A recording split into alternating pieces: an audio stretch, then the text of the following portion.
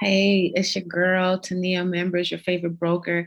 And I'm getting ready to interview Darvel. He's a good friend of mine, and he is a broker. So thank you so much for joining me. Mhm. So introduce yourself and tell my peeps what you do. All right. Well, my name is Darvel Desroches. I'm managing partner of the Ikenga Development Group. So we are a builder brokerage group, do some asset management as well. So we build and sell from anywhere from a single family to about 20 units. We do a lot of rehab and sales, rehab and stabilizations. We do a lot of construction work for other developers, buyers, sellers, and whatnot. So Okay. we basically full service. So we fully vertically integrated and provide the construction brokerage as well as asset management. Got it. That's awesome though. One Thank you. stop shop. Yes, we are exactly. You just put the words in my word. One stop shop. So I wanted to talk to you about working with contractors Okay. and what that means. And so people can get an idea of how to hire a contractor and, the ins and outs of what that looks like, especially when they're doing a flip or doing some rehab for a project that's going to generate them income. Mm. So, so let's talk about it. So, what are some of the things that previous clients um, come to you with for projects that you work on? Um, well, previous clients have come to me from anywhere from, let's say, especially if they're doing a flip, anywhere from, basic, flip and run the mill to anywhere from like a place that really should have been torn down. Like Okay. I'm doing one right now, to somewhere in between. Every project is different. Hmm. Every client's expertise and knowledge base is different, and so you have to approach it sort of like differently. Um, so it really depends on what type of project they're doing, and also what type of flip they want to do. If they want to get top dollar, Hmm. as opposed to basically, if they're in the right area and they think they can do some cosmetic changes and basically have the place on the market. So a lot of that we work with the client, the investor to try to get their vision and try to make their vision into turn their vision into a reality, Hmm. within a certain budget, and within a certain timeline. Right. So when clients work with us, right, or with me in particular, I'm sort of different, right? Because we're vertically integrated, we're one stop shop. When a client just comes to me for strictly, like construction, right? Sometimes it's actually another broker will come to me and say, "Hey, Darvel, I have this project." In Right. terms of like you and I have worked together like that. Right. Exactly. I have a project, Darvel. Hey, I got the, my client wants to sell. However, we need to do like a rehab to sell. Well, one of the first things I look at is I say, like, Tonia, okay, what is he looking for as far as the ARV? Right. As far as the asset, like after rehab value, that determines what type of rehab that we do. So I Right. looked at that as well. So from my perspective, I'm a little different, Yeah, you're a little unique contractor. from right. A little Yeah, unique from yeah, different I'm kind of contractors. unique, but I think it works too because I look at it as like, what would I do, Right. to get the value that the client wants. Exactly.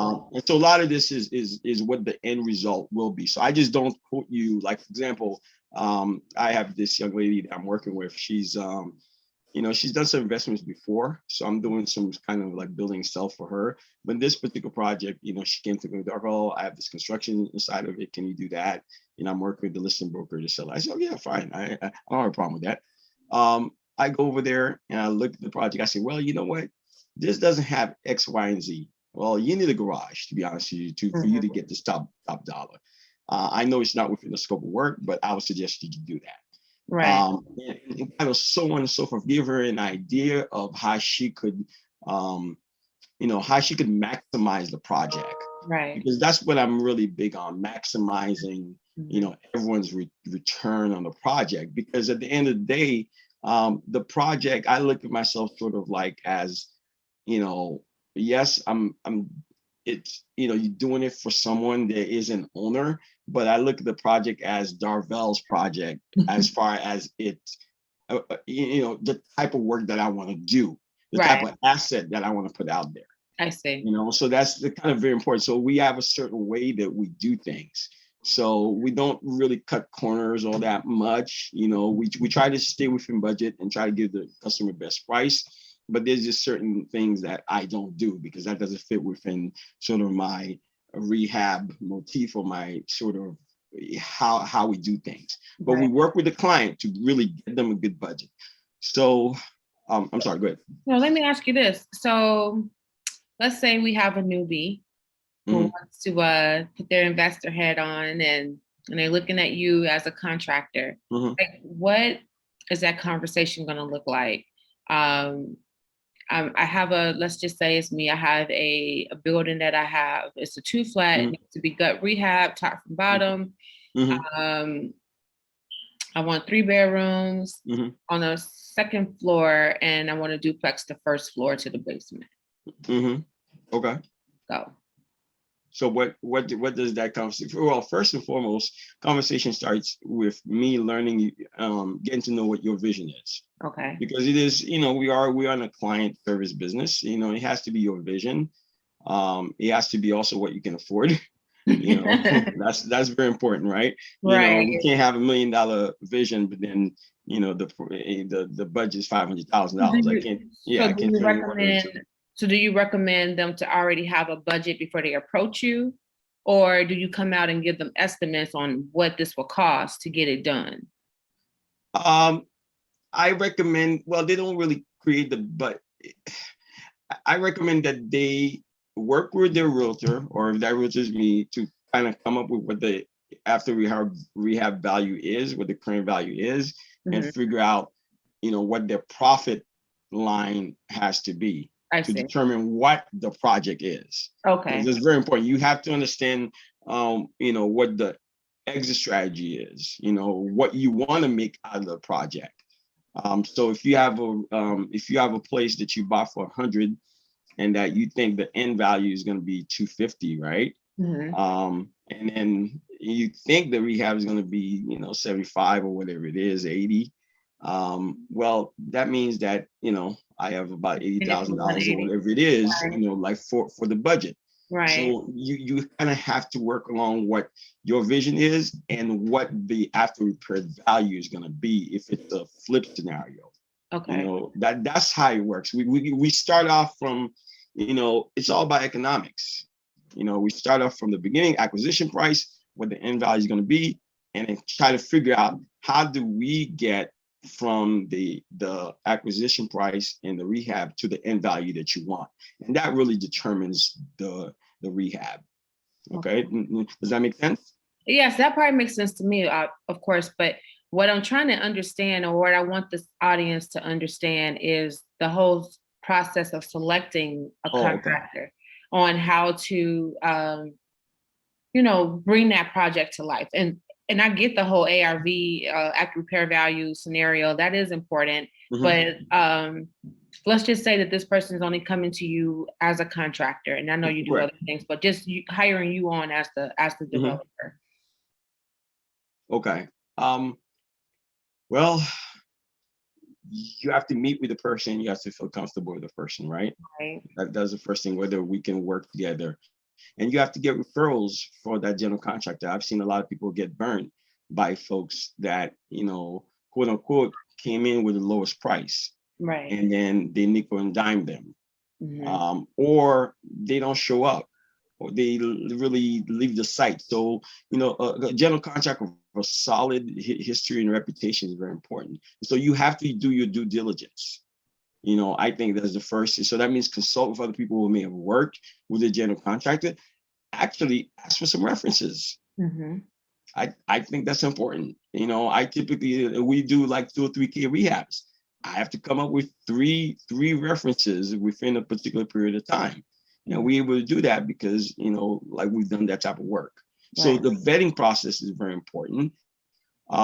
And also, in terms of they don't have to come with a budget because I think you had asked that. Mhm. They come with a vision, and I let them know what the budget is to get to that vision. Okay. But a lot of it starts early. It starts with vetting the general contractor, I think that's very important. You just don't go with someone who's giving you sort of the best price, you know. How soon should one hire a contractor? Should you be putting your team together prior to you purchasing, or you have this property now, and now you need someone to go ahead and rehab it? So, like, at what point do you like to get involved in the conversation as a contractor? Oh, that's actually a very good question. You know what? It depends on the investor. Okay. Yeah, it depends on the expertise. Okay. So the more experienced investor that you are, the more that you've done a lot of projects, and you can kind of like Gauge. you can kind of gauge what the cost will be. Now, cost of materials has gone up, so that has changed things now. Right. So, Okay. for example, like 2x4s that used to be $7 is now like $10. Oh, Well, wow. that's a big difference. Yeah, it's a big difference. So, your gauge, it may be 30% off. You know what I mean, right? But to answer that question, right, that depends. I like to get in from the sort of the beginning stage, because I look at it more of as a project as opposed to like a job. Okay. As opposed to I'm just doing a general contracting job. Let me just give you some numbers and kind of move on, right? I like to get involved early on the process so that I can keep the costs, within reason. And I also know what my profit is going to be too, because what we don't want to do is we don't want to eat costs. Right. We don't want to eat costs, and we don't want to quote you something, and next thing you know, we find out that there's foundation issues, there's this, there's that, or you're expecting, a great, really updated, two flat, and then it's like that costs a little more. So it depends, right? To answer your question, it depends, but really depends on the expertise level of the investor. Like, I have investors who call me from the very beginning.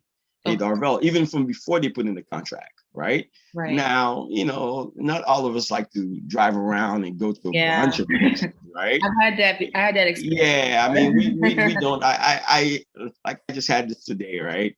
Somebody calls me up and say, well, I look at one place which is similar. They call me, oh, Darvel, I'm looking at this. Can you come over here, do that? I mean, there's just time and opportunity, right? We don't like to do that, and some contractors, right, especially the ones that you don't have a deep relationship with, right? They don't get the job at one time, and they're not gonna call you back. So yeah, right. You've heard that before, right? Yeah. So I looked at this differently. How I do business more of a relationship. So I rather have, instead of having 20 clients in quote unquote my Rolodex, I'd rather have 5 clients who do 20 projects a year. Okay. Yeah. Some contractors work differently because, real estate is cyclical, right? Yeah. And so a lot of guys like to, they try to make their money, as much of it as they can and as fast as they can. I personally look at it a little differently, because I want those investors to be long-term investors, long-term clients that we grow from. Say, for example, that I know, for example, you're looking to do some 2 flats. Well, we'll do some 2 flats, and eventually we can grow into some 6 units, right, into some 20 units. And as you grow, I'm growing with you. Exactly. So that's important to me. So I was going to ask you, and then I don't know, the thought went out my mind. Get it back. You have a lot of good thoughts. I know that. I had a really good question. Okay. So, I know what it is. How do you quantify, as an investor, I'm coming to you, and we want to quantify like the cost of things. So I'm looking at the cost of material, the cost of labor. And I know I've gotten estimates from GCs, and they always say, just throw a number out there. It's like $150 per square feet with the GC, and then it's like $100 per square feet without a GC. What's your thoughts on that? With that rule of thumb for that number, to give people an estimate of how much it can potentially cost them to rehab a space. Oh, you know what? People do it differently. People do it time and material. Some people do it square footage. All of that is kind of out the door. It's really for us. It's really what I can control is really labor. So, which means as a general, and also there's a difference too, and I hope people kind of understand this, right? There's a difference between an entity that's serving as a general contractor and an entity that's sort of like a working contractor. So the prices are going to be a little different, but the roles, it's also because the roles are different. Right. So in terms of from a general contractor's perspective, right? We're looking for, for example, like we have floor guys who may be at the lower end, mid range, and the high end, depending on the project. We tend to try to get a number from them. So that's what we kind of bid out the projects, right? Bid out the work and figure out what the cost is going to be.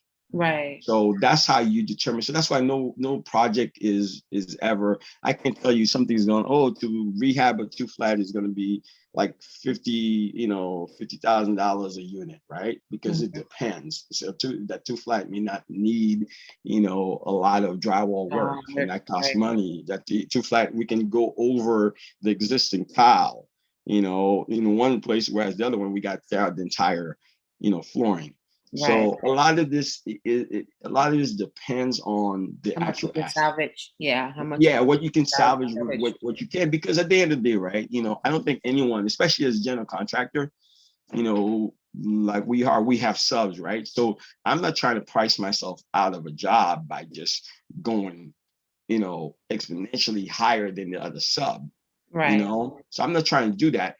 However, I'm trying to produce an end product that has value, and that I can stand by. Right. And so if some guy is going to undercut me by $20,000, hey, that's fine. I can't do it for less than that because I'm using reputable guys. So all of my subs are licensed and bonded. So that adds a little cost to things. And I'm glad you brought that up. And this is a good segue into my next question. Okay, I got you. When you run out of money and the contractor walks and leaves you, or okay, it's two parts to this. Okay. Or the contractor underbids himself so deeply. He has to walk away. He has to walk away because he no longer can afford to do the job. And so you come in and take over. Are you that type of contractor that would scrap what's been done because you didn't do the work, or can you pick up and move forward? Or what do you recommend in that instance? And let's answer this the latter part first, and we'll go back to the former. In terms of when the owner has run out of money. No, I'm sorry, the former. Latter. Yeah. Okay. In terms of when the original contractor has underbidded. I haven't run into that situation a lot because typically, like you said, our jobs are people come to us first, so it's more of a relationship in the situation. I'm not going out there and bidding against 3 or 4 or 5 other people. Right. My business model just doesn't fit that, right? Okay. But to answer your question, a good contractor will work with you depending on what you have. Me as an investor, I've actually run into that situation. I'm sure you have. I've run. In fact, I had a project, and then I tried to use a different crew than my normal crew, and they bid the project out, and I was just trying to test it out and to give some other guys work because you need to have multiple crew, and those people have always been asking me, Darvel, because I do a lot of stuff up north. Bridgeport. I do many things in a lot of different areas, Skokie. And so you try to have some, different crews that can go into different areas, right? Let's be honest. In that situation, they bid off more than they can chew, right? And then I saw that, and then I stopped them a demo. I was like, okay, this is not going to work out. And so I told them, you guys are not going to get this thing on schedule. You really can't do it. I tried. you just don't have the capacity, and that's my bad, because sometimes Right. at that point you have to realize that it's your, now I'm talking investor stuff, right? Now it's your issue as the owner, Right. right? So what you do at that point is you call a trusted general contractor like myself, and Toot your say, well, horn. exactly, thank you, or somebody else that you Oh may know, no, right? yeah, I got you. But whoever it is, the person has to be trusted and say, hey, can you do a favor for me? And that's pretty much your best bet, because you've already spent some money. I'm actually doing a project not kind of similar to this. Right now, it's a 2 flat. To be honest with you, it's way more than what the owner expected and got himself into. But we have a relationship. He's invested in other projects of mine, and so I'm able to make this work in this situation. But I've taken over. His original general contractor went under. So he called me. He was like, Darvel, man, the guys went under. Can you help? Can you help? Well, we have a long-term relationship. He's invested in projects. He's an investor. And so I said, okay, let me see what I can do. I went over there, saw it, walked through it. I couldn't use my regular guys for that project, but I'm actually using some other subs that were well referred, and thus far it's going great. And then, quite honestly, he just had to bring a little $5,000 more in the contingency to make it work. Okay. But we're making it work. And then that's because he found himself, he reached out, and this is critical, before things got to the point of no return. Right. Yeah, that's very important. Because as a broker, we see those properties come back on the market, when they half baked, and Exactly. and then they're trying to recoup their money, and now they want to inflate the price because, if those type of projects are scary, because you can't trust always what's been done, especially if you don't know who's done it, So, Yeah. but a lot of people want to be investors. Exactly. And, and they have this notion that cheap is better. Yeah. So, and that's how you can get yourself underwater real fast, by trying to be cheap. I mean, I get that the end result is to make money, but you also want to make sure that you have a quality of the project that you're trying to turn out, but the money that you're trying to earn from it. Yeah, and that's important. And there's a cost to everything, and I think unfortunately, in some areas of the city, people look at construction. They think any guy who swings a hammer is a contractor. It's not the case, and you'll find out real soon when you sold that house, and in the house within the 1 year, he has those deficiencies, and somebody's now suing you. So I would say slower is better than fast, and just trying to say, okay, well, this guy can do it for 100, but this other guy says 50. And somebody else says 75. Well, I'm going with the 50.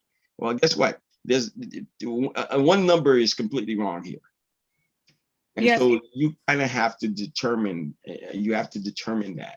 And that all comes down to the vetting, and that all comes down to establishing the relationship with the general contracting firm and individuals, and there's just way too many contractors out there. It is very and the sad part about it is, like, if the contractor was the one in the wrong, trying to recoup the money that you lost from that contractor is like,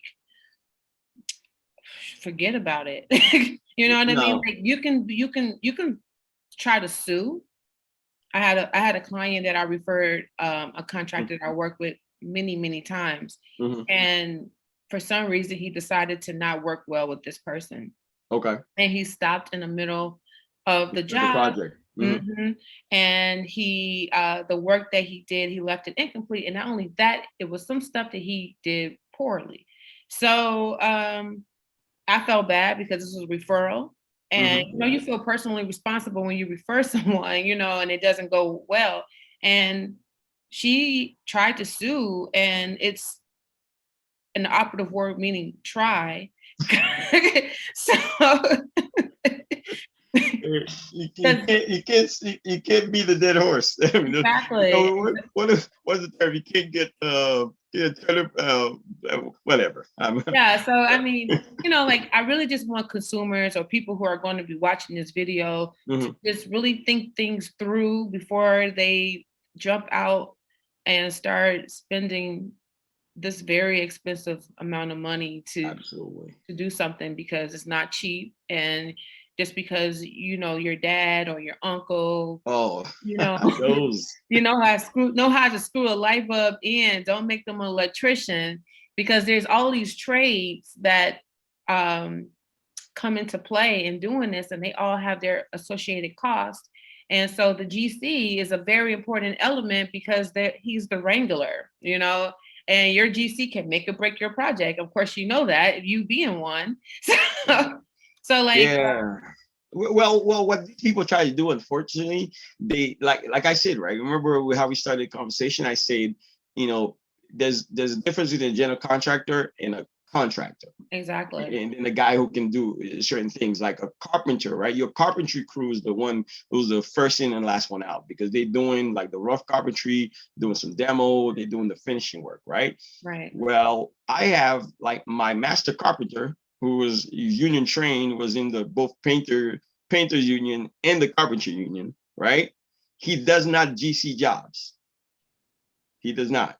So he works strictly under me. So that's because the GC, those guys they don't want to be responsible for everything that's involved in the project, the quarterbacking it, making sure that the Exactly. HVAC numbers are good, right? Because the HVAC guys are separate. He comes in, does his job, and then he's pretty much done, just like the electrician, right? Right. But those guys have to be licensed, bonded, and they have to know what they're doing. There's nothing that's as bad as you finishing a project and then everything quote unquote looks good, but the guts, Nothing works. nothing works. And then guess what's going to happen, right? Your carpenter is going to have to take out all the finishing, right? So you can bring another electrician in there and actually do the wiring properly, rewire the house, and that's going to cost you 2 times more. Oh, not even that. How about you get to the inspection part, and then this isn't for the faint at heart, and this isn't something that you can do because you watched HGTV and decided that you were going to get this done. It is very important that you do your research. It's very important that you speak with GCs, and you can't always trust, people that who know how. Mm-hmm. You know what I Yeah, mean? basically handyman. Yeah, You can't trust handyman. I would not So trust somebody I know that knows how with hundreds of $1,000s of my investment. and the hundred, and let's be honest, hundreds and $1,000s of the bank's money. Amen. That part. In the Because heart, and let's keep it real. That's why those places are back on the market, because exactly. that hard money lender does not care. Exactly. He or she or They're it coming will for take it. its property. They sure will. So it's better to get into a project like I just looked at this house a couple weeks ago for this investor who's working with me, and she's not a newbie, but she's this is her like probably a second, third project, and the market's hot, so everyone's getting into it, right? Mm-hmm. So I went into this place, and somebody had said it was like 50 grand or something like that, right? And I was like, no rehab is going to be that. Right? So I went into it, right? Well, guess what? The roof needed to be redone. They didn't have that on their proposal. Oh, yeah, that's like 10,000. The roof needed to be done, right? There's some foundation things I saw sort of around the property that I was only able to see when I stepped foot on the other property. Right. So I'm like, whoa, wait a minute, this is not good. And you just kind of looking at things and say, okay, here's what this guy was just gonna tell her a price, and then when they get in the project, tell her, hey, I need more money. And eventually you're stuck because you like you didn't like budget for that contingency. You need budget, no, because there's two things that really hurt investors, hurt owners. Is that one is that they push contractors. Like let's keep it real too. You push somebody when something should really be 60 or 80, and then you push to make it 70 or 65, and then they get into it, the material costs kill them. Like the labor they can control, but then material costs, you know, if he's not making any money, then that's a problem. He's unfortunately gonna leave. Now, I don't do that because, like I said to you, you know, I look at myself more of an extension of the owner, because if the project goes belly up, then my reputation is on the line. Right. Because as I said, you know, I work with kind of selected investors and owners, and we do projects. So that's very important. And that's why you should get multiple estimates, because and the reason why I say that is because for that very reason, someone's going to be, you know, greedy and try to undercut just because they want the job and know they can't complete the job on that budget. And they want to be able to say, well, we need more money, you know, or we need this or this happen. So it's very important that you do your research, or do your due diligence, get second and third opinions. And then if you like a person, you just like because it's really all about personality. Okay, fine. Pick that person, but also go talk to their previous clients. Oh yeah, absolutely. Absolutely. Go talk to the previous client, take a look at their jobs as well. And basically build that really. Now, once you have built a relationship, right? One thing I don't do with my clients is, I'll be frank with you, I don't do the whole bidding in shopping bidding. Right. I don't do that, because that's why I prefer to work with kind of limited clients, because, you know, it just takes a lot of time and effort for me to go out there and get. Yeah, I mean, your business model is a little different. Yeah, mine's a little exactly, different. And I respect that, but you know, in general. But in general, in general, you should, busy, especially if you're not going to see the guy again.